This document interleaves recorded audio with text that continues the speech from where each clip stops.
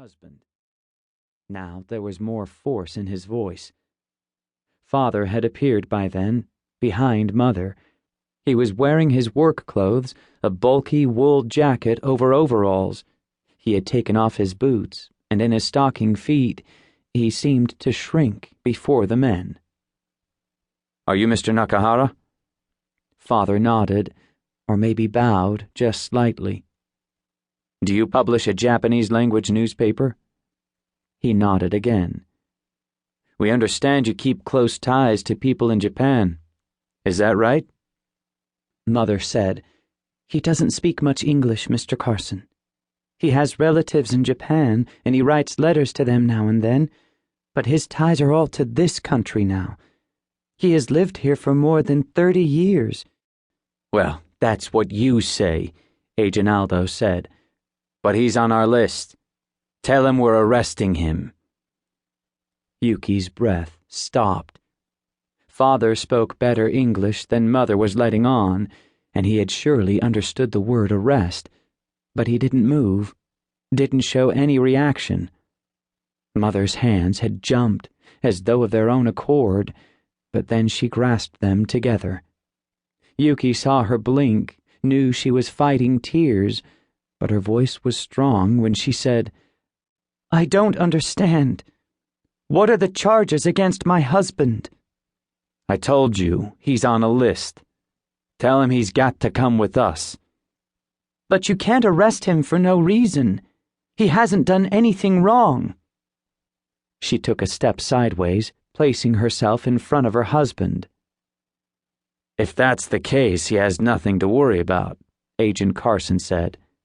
"But for right now, he has to come with us." "Where will you take him?" "I'm sorry, ma'am, it's not our job to explain everything to you. We've been sent to bring him in. I guess you'll hear from others who can tell you the details." "Must he go with you right now? Can't he?" "I'm afraid we're going to take him now. We do need to search your house, however. I want you and your son to sit right here in the living room while we put your husband in our car. Then one of us will come back and do the search." "Search for what?" "Look, lady," Aldo said. "You don't ask the questions. We do. Sit down, you and your son. Do you have other children?" "Yes, 2 daughters and another son." "Where are they?"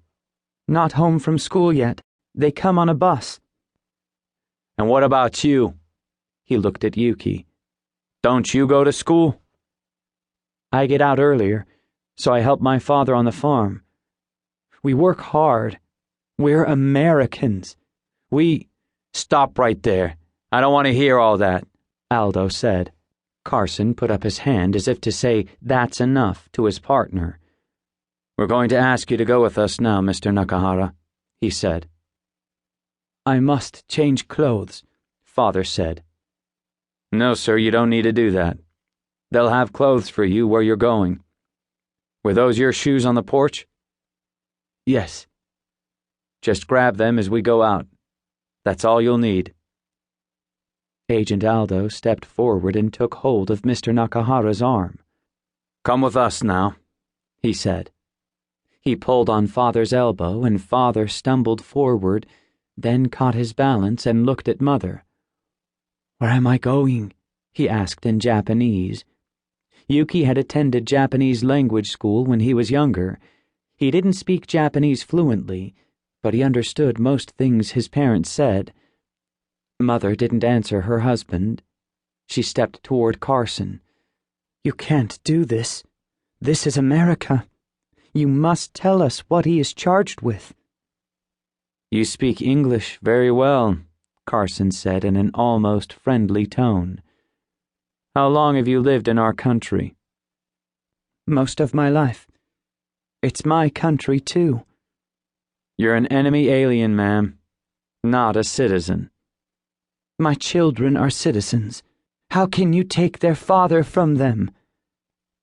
"We don't get into all that. I learned about American laws in school. You must tell my husband which law he's broken. You cannot take him away without doing that." "Actually..."